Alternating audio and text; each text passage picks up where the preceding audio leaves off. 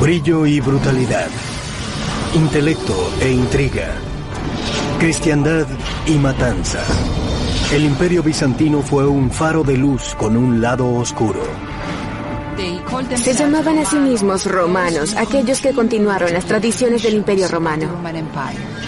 Guiados por gobernantes que ejercieron poder absoluto y arquitectos que presionaron más allá de las maravillas de ingeniería de Roma, los bizantinos construyeron los acueductos más largos del mundo antiguo, murallas de ciudades casi invencibles y una colosal catedral con domo que desafió las leyes de la naturaleza. Una iglesia de proporciones sin precedentes se erigió mágicamente. Pero continuar el legado romano tuvo un precio. Hizo que 14.000 hombres quedaran ciegos y a cientos con un solo ojo. El Imperio Bizantino fue la civilización dominante durante los tiempos oscuros. Pero luego de un milenio de gobierno, sus logros de ingeniería los traicionaría cuando se extinguió una luz antigua en el brillo de la guerra moderna.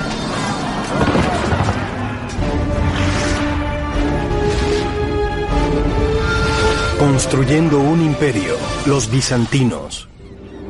Hola, soy Peter Weller. Bizancio era una antigua ciudad-estado griega fundada alrededor del 600 a.C., llamada así por su rey. Se establecieron aquí debido a la delgada franja de agua que conectó a Asia con Europa y el Mar Negro, a la larga con el Mediterráneo. Esta franja de agua se llamó el Estrecho de Bósforo, que significa sendero escarpado en la mitología antigua. Bizantino hoy quiere decir intrigante, tortuoso o antiguo. Pero durante sus 1100 años, el Imperio Bizantino no solo sería el salvador del legado profundo de leyes y literatura del mundo occidental, sino que pondría a la cristiandad en el camino rápido, y en ese camino nos daría a los artesanos, constructores y artífices, que a la larga llevaría al renacimiento directo al siglo XXI. Todo esto ocurriría bajo los auspicios de un solo emperador, llamado Constantino, quien de todos los impostores y charlatanes que según la historia han robado el apodo de El Grande, Constantino realmente lo merecía. 8 de noviembre del 324 año de Cristo. Luego de 2 décadas de guerra civil sangrienta, el emperador Constantino finalmente ha tomado el control del Imperio Romano en su totalidad. Es un líder con una visión, un estratega brillante y un hombre sin límites. Él se convirtió en emperador realmente a través de sus propias tretas. Fue despiadado en la forma en que asumió el poder. Constantino el Grande fue uno de esos gobernantes que cambió el mundo. Heredó un imperio romano que había sido dividido en 2 partes. Constantino reuniría el vasto imperio, gobernando en sus mitades oriental y occidental. Él era un político muy astuto y enfrentó el problema tanto de administrar como de dirigir este inmenso reinado. Luego de apenas 6 semanas de su ascenso al poder, Constantino viaja al extremo del imperio, a un lugar remoto en la Turquía de los tiempos modernos.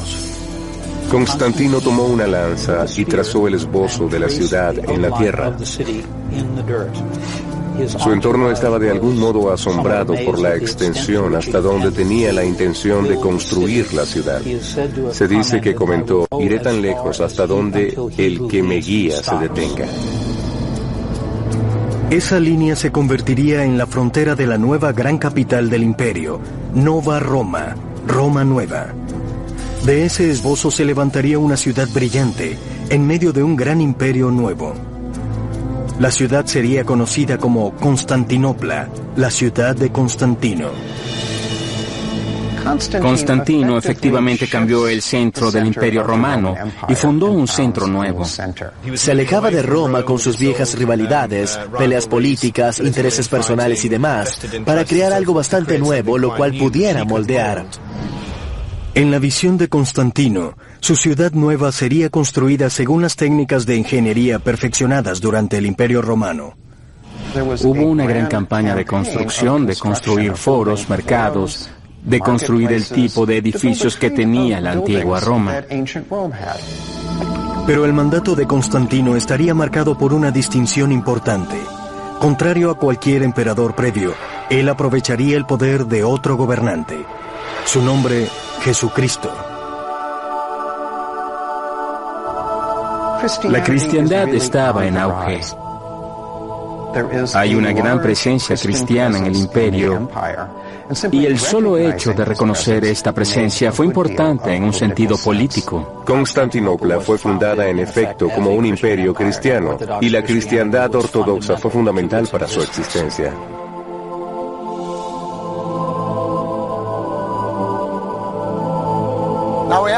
Ahora tenemos que recordar que aunque Constantino se venera por la cristiandad, todavía es un emperador. En otras palabras, un dictador que no solo asesinó a sus hijos, a su hijastro, sino también a su segunda esposa en el mismo viaje a Italia. Así que si el muchacho quería una ciudad, iba a obtener la ciudad y no aceptaría un no como respuesta. Pero el problema es cómo atraes a la gente a una ciudad polvorienta en el interior llamado Bizancio. Bueno, primero querrá renombrarlo con su nombre. Y segundo, al estilo de todos los emperadores romanos, reconstruirla. Si Constantino pudiera levantarse de la tumba hoy y ver la historia exitosa de Estambul, con una población de 12 millones, 2 millones de turistas al año, probablemente se desmayaría. Porque en el 337 a.C., cuando murió, no solo la ciudad estaba a medio camino de construcción, sino que él tenía un gran problema. Abultada población, un pequeño acueducto de provincia, en una ciudad rodeada por el mar. Así que había agua por doquier, pero ni una sola gota para beber. Para mediados del siglo IV, la ciudad se moría de sed. Los sucesores de Constantino tendrían que desarrollar un suministro de agua mucho más largo que el de Roma para mantener viva la ciudad. El sistema que construyeron sería uno de los logros de ingeniería más grande del mundo antiguo. No había recursos locales de agua dentro de los muros de la ciudad de Constantinopla, y por lo tanto tenían que traer el agua de una distancia mucho mayor que en cualquier otro lugar del mundo clásico y del Mediterráneo.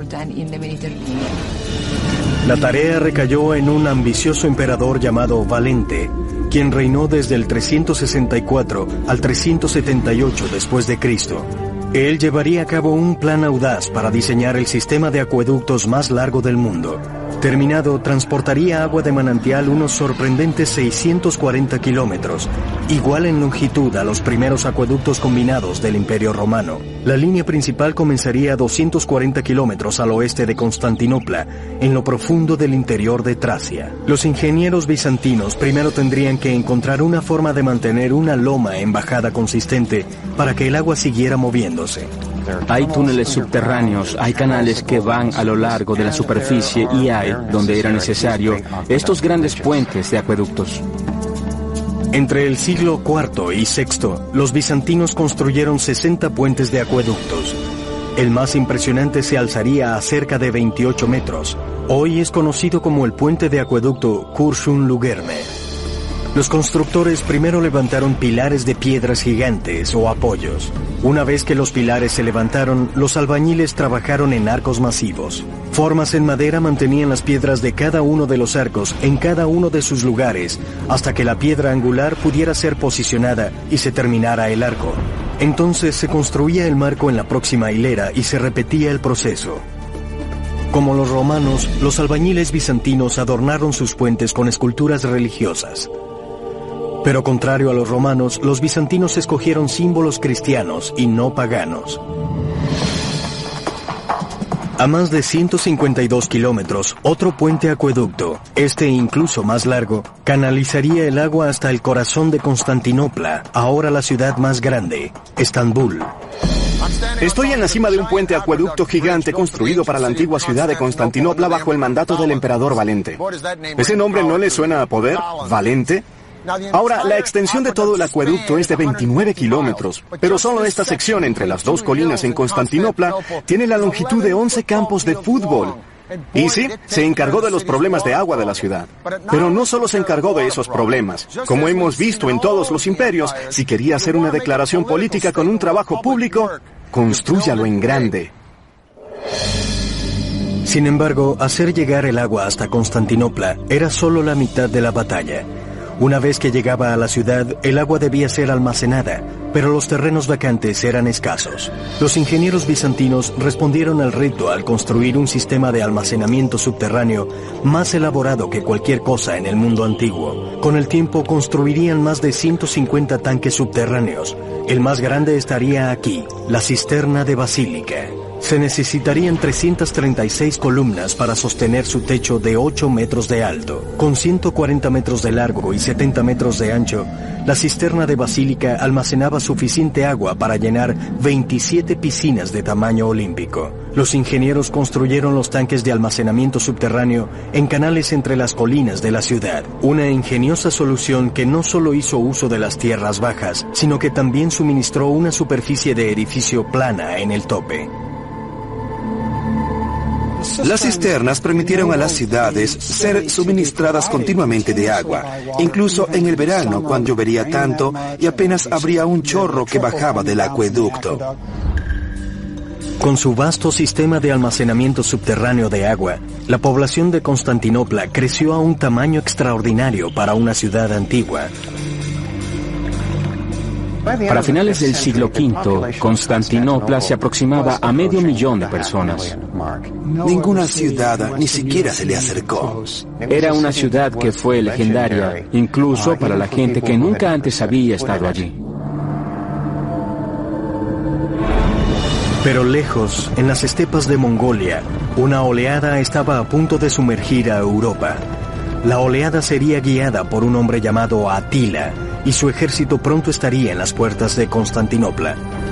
Se necesitaría un logro brillante de ingeniería militar, el sistema más grande de defensa de la antigüedad, para salvar a la ciudad. 410 año de Cristo. Roma había caído frente a tribus germánicas llamadas visigodos. Los ciudadanos romanos se dirigieron hacia el este hasta el refugio seguro de Constantinopla. Pero era solo cuestión de tiempo antes de que una horda salvaje, partidaria decidida de la destrucción, llegara. La horda de los hunos. Ahora, como el oeste declinará, el este y Constantinopla se convertirían en una ciudad que gozaba de bonanza. Como es lógico, mientras más rica se hacía Constantinopla, cada vez más las tribus saqueadoras del norte que habían estado atacando Italia empezaron a ver a Constantinopla y decían: Constantino el Grande había puesto al Imperio Bizantino en el mapa. Ahora los hunos buscaban eliminarlo. La descripción de ellos en los textos contemporáneos, que los consideraba un pueblo extravagante, bestia, dejó muy en claro que la gente común estaba aterrorizada con los hunos. Pero los bizantinos tenían un plan en mente para mantener a los hunos afuera. Colocados en la punta de la península, Constantinopla tenía ventajas estratégicas encima de la vieja capital, Roma, que se mantuvo desprotegida y expuesta. Para mantener afuera a sus enemigos, Constantinopla necesitaría defensas formidables a lo largo de su vulnerable extremo occidental. La solución, el sistema más fuerte y sofisticado de muros de ciudad jamás construido. Hoy son conocidos como los muros de Teodosio. Irónicamente, el crédito por el logro más grande del mundo antiguo de ingeniería militar es para un emperador que apenas era un niño cuando se concibieron los muros, Teodosio II. Las construcciones de las defensas de Constantinopla comenzaron cuando Teodosio tenía 12 años. Fue su prefecto, Antemio, quien merece el crédito real por dirigir magistralmente los muros. Los romanos habían estado construyendo muros por cientos de años, pero los ingenieros bizantinos enfrentaron un reto mucho más grande. Constantinopla se encontraba sobre una falla y los terremotos eran un problema constante.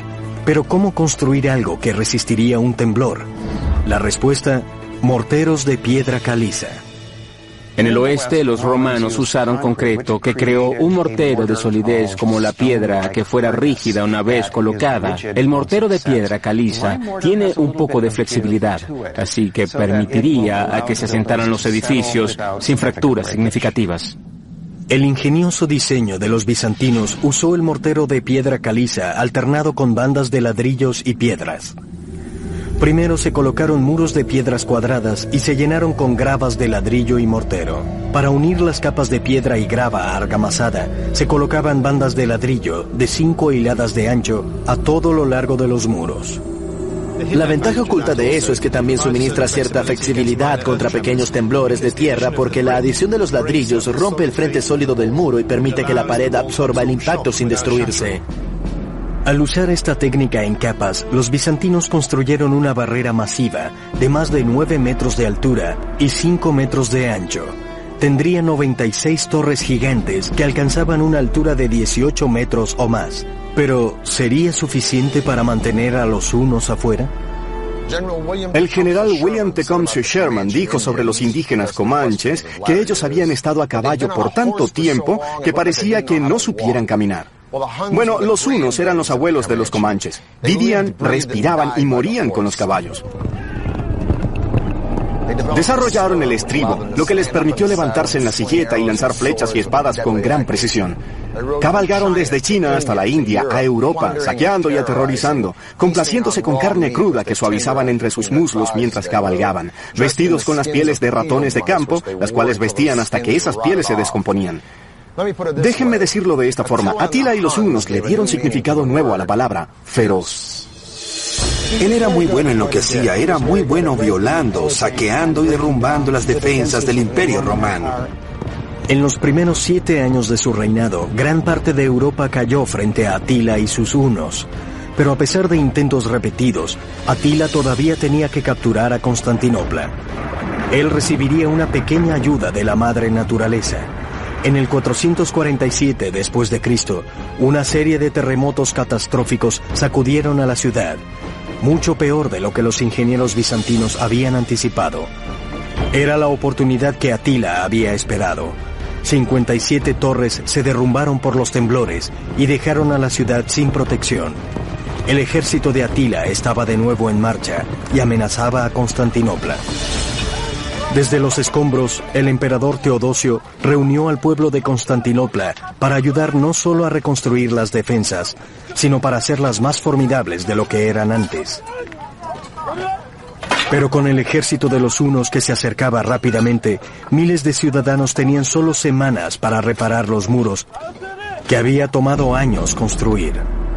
Pero los bizantinos no se arriesgarían. Los nuevos y mejorados muros de Teodosio ahora incorporarían una línea triple de defensa. Debió haber una enorme cantidad de planificación, mucha destreza de ingeniería. Para su periodo es el sistema más complejo y costoso en el mundo fuera de China. El primer obstáculo, un foso gigante. Más allá de eso, la terraza exterior. A continuación, una nueva pared exterior de 3 metros de altura y 2 metros de ancho. La línea final de defensa, y de lejos la más impresionante, sería el muro interno masivo original, completamente reconstruido y asegurado por 96 torres gigantes. Cada torre es un castillo pequeño e individual, así que para conquistar los muros de la ciudad, significaría penetrar, digamos que el foso, el muro exterior, el muro interior, 3 líneas de defensa y luego conquistar todos esos castillos. Es un sistema sumamente inteligente, todos los ángulos, todas las posibilidades para la tecnología de ese tiempo se cubrieron. El trabajo se terminó justo a tiempo. Los exploradores de Atila coronaron una colina solo para ver la fortaleza de núcleo duro de Constantinopla. Atila nunca abriría una brecha en la ciudad capital bizantina. La ciudad estaba segura gracias a sus muros. Hubo varias veces en la historia del Imperio Bizantino en donde los atacantes llegaron tan lejos como los muros de la ciudad, pero no pudieron avanzar más. Por 1000 años, el Imperio Bizantino sería salvado por sus muros de los hunos y árabes, de rusos y turcos. La supervivencia de Constantinopla, mientras que ésta sobrevivió, se debió mucho al hecho de que era una ciudad amurallada que era casi inexpugnable. Con la terminación de su barrera de la tierra, los ingenieros bizantinos buscaron a continuación proteger a la ciudad de amenazas provenientes del agua. Su solución fue ingeniosa y sumamente efectiva, una cadena gigante, una de las más grandes jamás construida. Los herreros bizantinos primero forjaron una cadena de acero masiva de unos 5 campos de fútbol de longitud, un estimado de 750 eslabones, cada uno medía unos 61 centímetros. Los eslabones flotarían en troncos de madera. La armada bizantina arrastraría la cadena por el cuerno de oro y cortaría el puerto. Finalmente, protegida de sus enemigos, Constantinopla sacó provecho de su situación. Los muros de Constantinopla eran tan anchos y tan largos y exitosos porque tenían que serlo. Constantinopla era sumamente rica, era como un banco con una bóveda importante. Era la ciudad más rica de todo el mundo. Casi todas las rutas comerciales más importantes del mundo se interceptaban en la ciudad. Riquezas de tan lejos como Egipto, China y Rusia, todas pasaban por la capital bizantina en su camino hacia Occidente. Pero con el dinero que entraba a borbotones en el imperio, los enemigos empezaron a tomar por asalto el campo en búsqueda del botín. La capital pudo estar llena de éxito, pero el imperio comenzó a hundirse cuando las fronteras empezaron a caer una tras otra frente a las tribus merodeadoras. Para el momento de la muerte de Teodosio II en el año 450 después de Cristo, el mar Mediterráneo, que una vez había sido como el lago privado de Roma, ahora se veía como un océano inmenso en contra del cual el imperio no parecía sino un resort de playa. Revivir la Roma de Constantino sería la sola obsesión de un emperador controversial que se casaría con una mujer muy dinámica, que poseía destrezas muy especiales. Durante todo el siglo V, el Imperio Romano Occidental se había estado desintegrando constantemente bajo el puño de acero de las tribus bárbaras. En el 476, el último emperador romano abdicó al trono. Para muchos, el Imperio Romano había caído finalmente. ¿Pero realmente fue así? ¿Realmente cayó? Porque al mismo tiempo aquí en Constantinopla el Imperio Oriental florecía, prosperaba. Y en el año 527 después de Cristo, un emperador llamado Justiniano llegó al trono, el cual estaba totalmente comprometido a recodificar todas las leyes romanas y estaba inclinado a reconquistar el imperio de Constantino. Justiniano I gobernó durante la Edad de Oro del Imperio Bizantino, pero irónicamente, el hombre que anhelaba con vehemencia la gloria de la Roma antigua era un forastero. El emperador Justiniano nació como campesino en lo que ahora es la parte norte de Yugoslavia y llegó con su tío Justino a Constantinopla a buscar fortuna. Su reinado de 40 años estaría marcado por un brillo intelectual, ética de trabajo sin paralelo y crueldad desenfrenada. 2 años antes de ascender al trono, Justiniano se casó con una mujer de fuerte voluntad llamada Teodora. Pero había un problema. Teodora era una antigua bailadora de burlesco. Así que para sacar su turbio pasado fuera de la ecuación, Justiniano sencillamente la promovió. El día en que fue coronado emperador, nombró a Teodora como su coemperatriz. Su ascenso al poder envió ondas de choque por toda la aristocracia bizantina. Ella era supuestamente una prostituta que andaba por el hipódromo, envuelta en cosas como bailes de osos. No exactamente lo que pasaba en bailes de osos, pero no era una gran cosa. Tenía una vida sexual muy activa. Juntos, Justiniano y Teodora gobernarían el imperio como iguales. Ella debió ser sumamente inteligente, muy astuta y muy exitosa en las políticas de corte. Justiniano rápidamente se dio cuenta de que su legado se construiría restaurando la gloria pasada de la Roma antigua. Comenzó por reclamar los territorios occidentales que se habían perdido con el transcurrir de los años. De nuevo en casa, en Constantinopla, Justiniano continuó la compulsión de construir.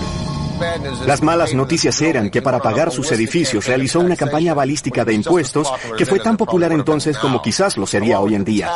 Junto con los impuestos trató de controlar o acabar con cualquier forma de celebración pagana. El estudio de los filósofos antiguos en Atenas, con las apuestas, la prostitución, el adulterio, con la homosexualidad, cualquier cristiano que no lo viera como él, y con los judíos.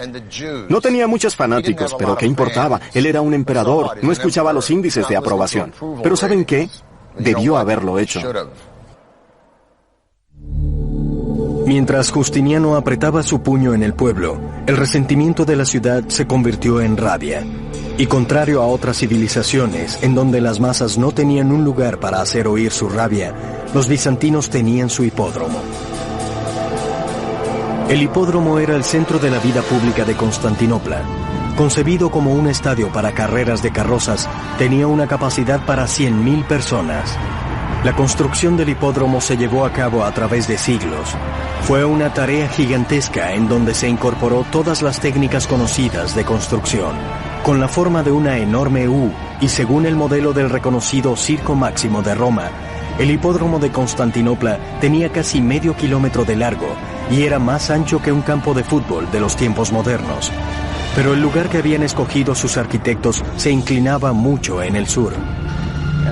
Y allí construyeron subestructuras abovedadas, como era común en la antigua Roma, y así crear una plataforma en nivel. Se trajeron hombres libres y albañiles de alrededor del Mediterráneo. Su primera tarea, construir el muro arqueado de la subestructura, con 4 pisos de altura. Los arcos crearon una galería para tiendas y cafés. Debajo de la subestructura, 2 hileras de columnas y más de 30 filas de piedras que rodeaban la pista de carreras cubierta de arena. Como todos los emperadores bizantinos antes que él, Justiniano se sentó en una caja imperial llamada la catisma, lo que le mostró a los bizantinos un raro vistazo de su gobernante. Fue una combinación de estadio deportivo, estadio para espectáculo público, propaganda imperial, púlpito, todas esas cosas. Podía albergar una gran cantidad de personas. Los fanáticos hacían grandes apuestas a los distintos equipos, los azules, verdes, rojos y blancos. Eran como facciones políticas en nuestro mundo y peleas por resultados de fútbol como hoy, o peleas por carreras de carrozas, podían tomar una dimensión política significativa en Bizancio. El hipódromo fue una de las glorias arquitectónicas de Constantinopla. Pero en el año 532 después de Cristo, también se convertiría en el sitio de uno de los actos más brutales del emperador en contra de su pueblo. Un día, a principios de enero, Justiniano, en ese momento sumamente poco popular gracias a sus duras políticas y altos impuestos, apareció frente a una multitud estridente en el hipódromo. De pronto se unieron en contra del emperador. El centro político ceremonial del imperio estaba justo allá y tenías decenas de miles de personas opuestas al emperador que manifestaban en el centro del imperio.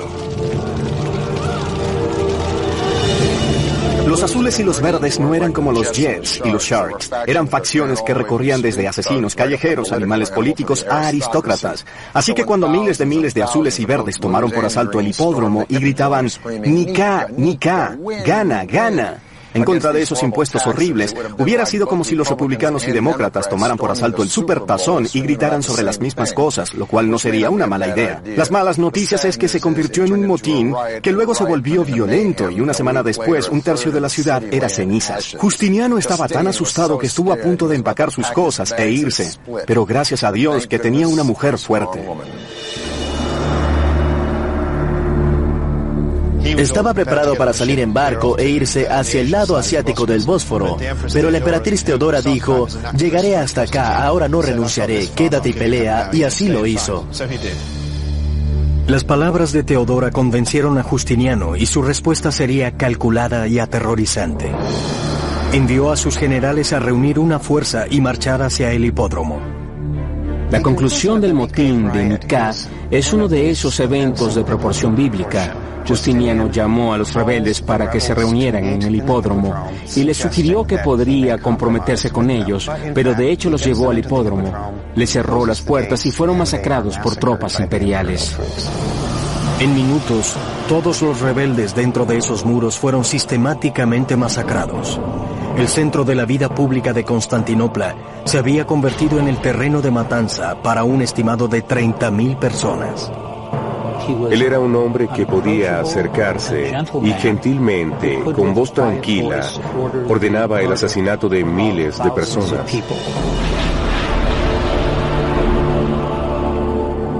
La capital estaba en ruinas, pero en las cenizas Justiniano avistaba una oportunidad.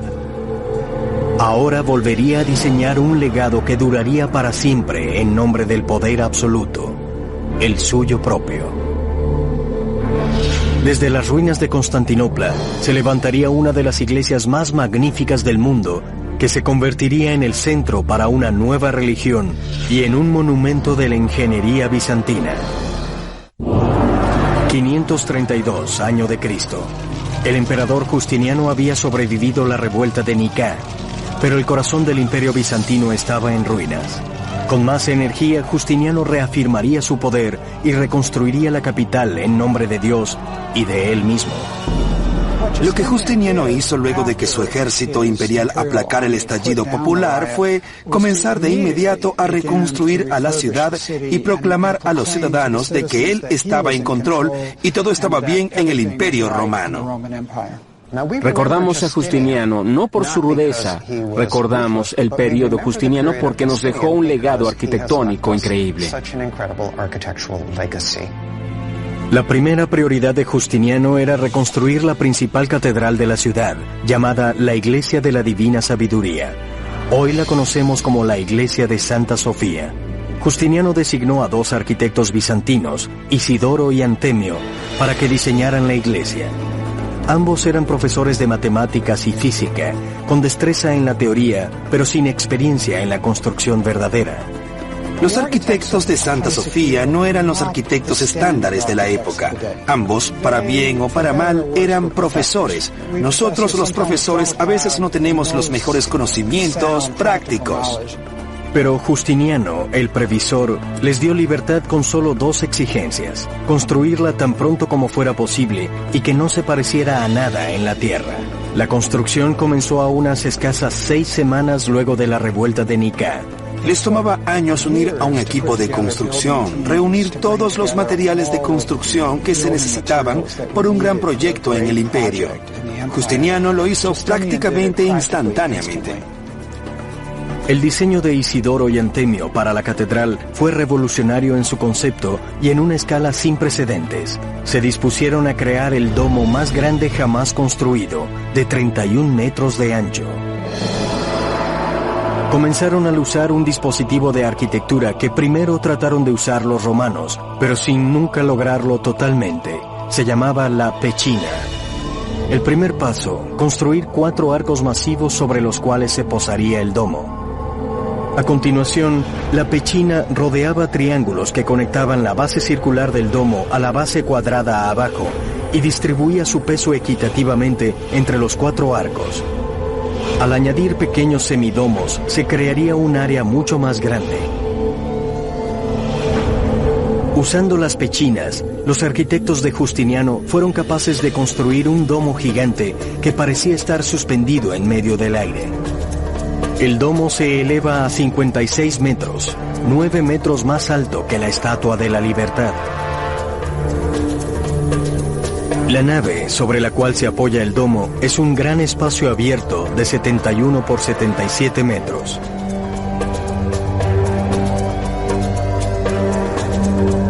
Había 100 equipos de trabajadores, cada 100 hombres con los equipos divididos, con la mitad de ellos trabajando en el lado norte del edificio, la mitad de los hombres trabajaban en el lado sur y competían para crear la gran edificación. Una iglesia de proporciones sin precedentes creció de manera mágica, casi de manera mágica, tan rápido que más rápido que cualquier tipo de construcción en ese momento a esa escala.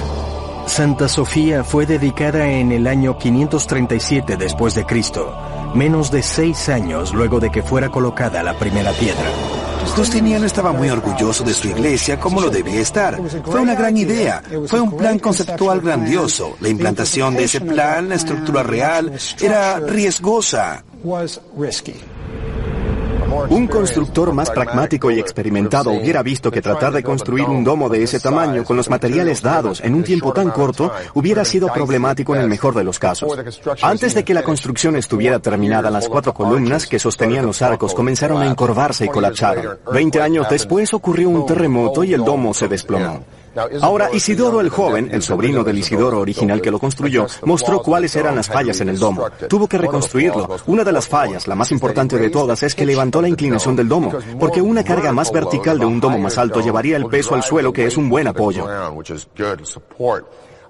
Un domo pequeño con carga horizontal llevaría el peso a los lados. El domo se caería. Así que Isidoro levantó el domo unos 6 metros y ¡voilà! Obtuvo el domo que ven hoy en día. Santa Sofía fue conocida más que por su insólito diseño. Incluso las columnas estaban elaboradamente adornadas con monogramas del emperador y su emperatriz. Nunca podremos olvidar que este es el gran legado de Justiniano y Teodora. El emperador Justiniano creó un centro para la cristiandad y solidificó más a Constantinopla como la capital del mundo cristiano. Él tuvo un arquitecto que haría una gran declaración, y se hizo una gran declaración, la iglesia más grande en el cristianismo, el espacio de domo más grande en el mundo hasta el Renacimiento. Tuvo un edificio que dejaba enano a cualquiera de los grandes baños de la Roma antigua o cualquiera de los grandes templos del mundo antiguo. Para finales de su reinado, el imperio bizantino había crecido a su tamaño más grande, que incluía a Siria y Palestina, Asia Menor, Italia, Grecia y mucho más al sur, hasta el norte de África y Egipto.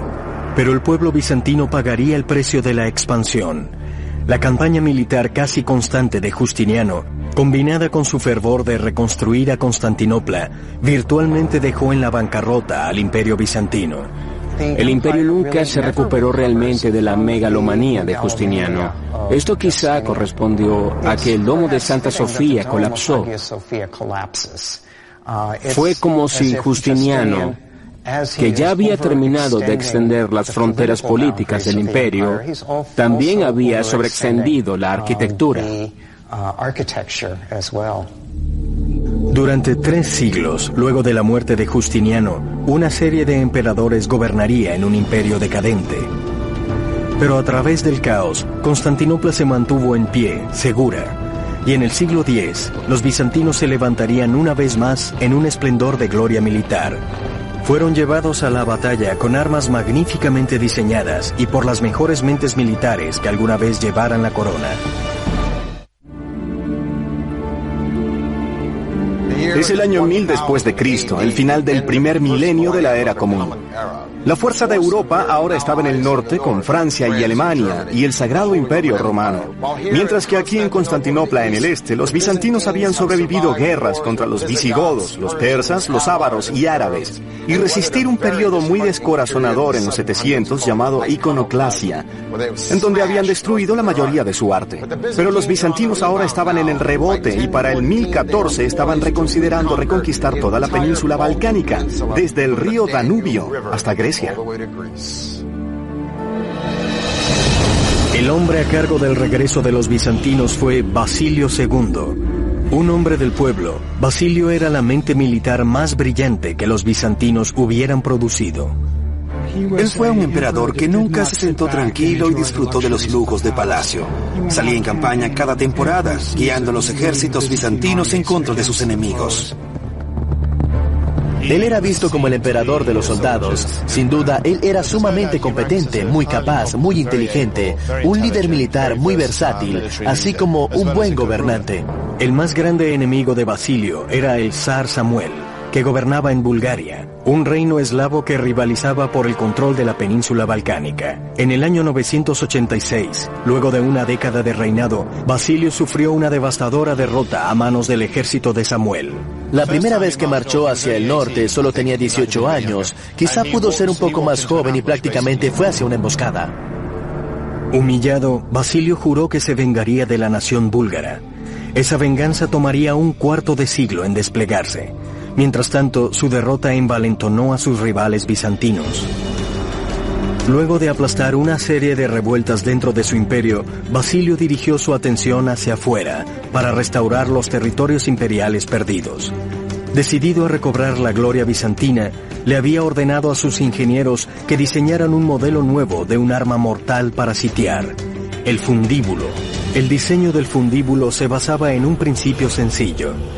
Al usar sogas, los operadores montaban un arma de madera equipada con una honda y una piedra. La parte del frente y los lados del marco de madera se cubrían con piel de animales fresca para protegerlo de las flechas en llamas. Tenías tu eje y tu onda de pivote. Debido a la disparidad entre el extremo corto en un lado del eje y el lado largo en el otro extremo, maximizas la velocidad en el balanceo. Así que podías lanzar pesos sustanciales a distancias considerables. Pero Basilio II no hacía nada a medias. El fundíbulo que diseñaron sus arquitectos podía lanzar piedras que pesaban más de 180 kilogramos y necesitaba una fuerza sorprendente para funcionar, de 400 hombres. Con las mejores tropas del mundo y la destreza más grande para sitiar, el ejército bizantino era indetenible. Y luego de años en la batalla, Basilio había desarrollado un credo de ferocidad y disciplina entre sus hombres. Tenía la fama de ser rudo pero justo, y por supuesto, si los soldados creían en su líder, pelearían mejor y de forma más efectiva. Prohibía que cualquiera rompiera filas y los sermonaba sobre la necesidad de que estuvieran listos en todo momento. Su fuerza podía moverse con la velocidad del rayo a través de todo tipo de terreno. Finalmente, en el año 1001, Basilio decidió que era el momento de volver a Bulgaria y acabar con los negocios no terminados. Entonces volvió su atención de nuevo hacia Bulgaria y pasó los siguientes 15 años básicamente haciendo campaña, año tras año, para destruir gradualmente la infraestructura de Bulgaria, devastando el campo, destruyendo la economía. El zar Samuel pronto se daría cuenta del alcance de la furia de Basilio. Samuel había sido el único hombre que había vencido a Basilio en batalla y pagaría profundamente por esa distinción. El 29 de julio en el año 1014, Basilio lanzó un ataque sorpresa y conquistó al ejército búlgaro y capturó a 14.000 hombres. Su venganza sería brutal. Los dejó a todos ciegos, y a uno de cada 100 hombres lo dejó con un solo ojo, para que juntos guiaran al resto a Bulgaria. Como Samuel vio a su ejército harapiento y mutilado, colapsó, y 2 días después murió.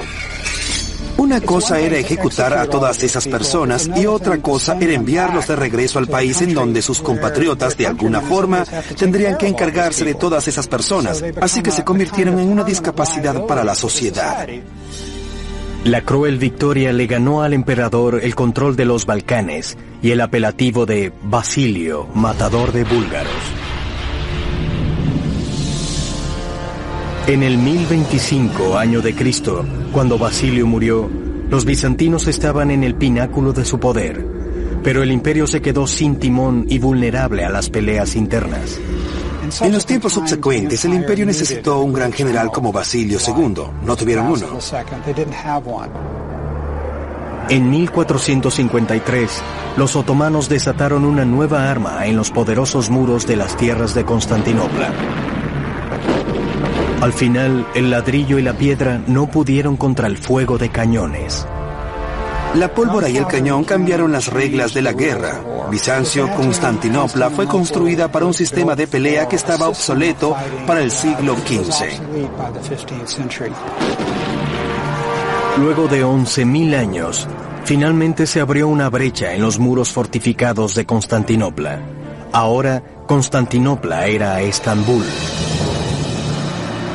El imperio bizantino había terminado, pero sus logros de ingeniería e innovaciones permanecen hoy en día como un testamento a la civilización magnífica. Una que pidió prestado del capítulo romano en el libro de los grandes imperios y luego lo añadió al suyo. Lo que es fascinante del Imperio Bizantino es que tendemos a hablar de los imperios en términos de su poderío político. Con el Imperio Bizantino tenemos que comprenderlo como un poder cultural. Fue una cultura altamente intelectual y sofisticada. Los monjes griegos, los sacerdotes griegos estaban interesados en la literatura antigua.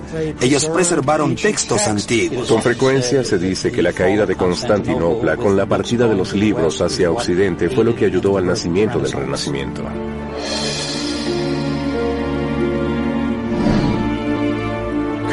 Constantinopla se construyó de manera magnificente. Catapultaron el cristianismo al mundo. Ellos le dieron forma a las leyes del mundo occidental. Preservaron el legado de antigüedad, pero el imperio bizantino había desaparecido para siempre. Para The History Channel, soy Peter Weller.